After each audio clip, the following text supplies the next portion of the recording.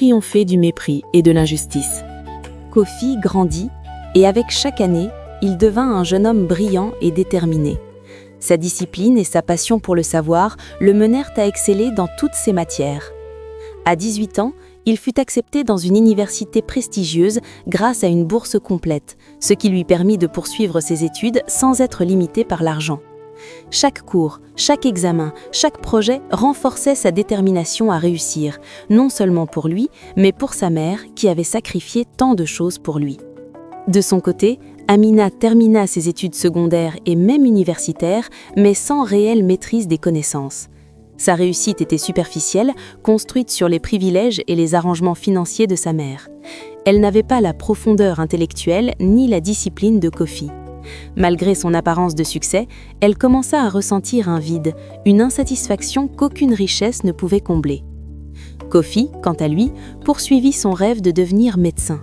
Sa bourse universitaire et son talent naturel lui permirent de se spécialiser en cardiologie, un domaine où la précision, la connaissance et la compassion sont essentielles.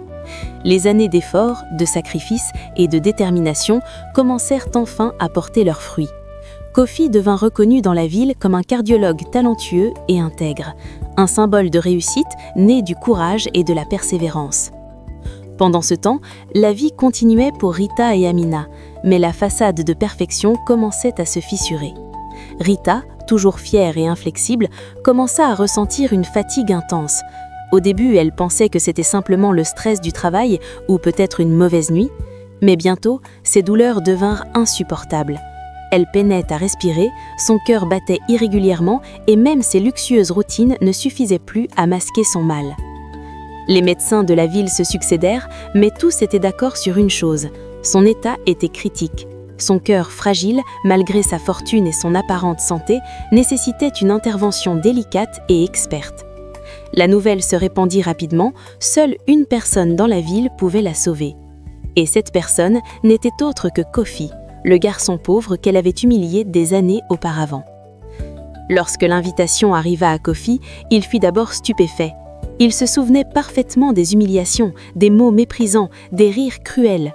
Chaque insulte, chaque geste de mépris revenait à lui avec une intensité douloureuse.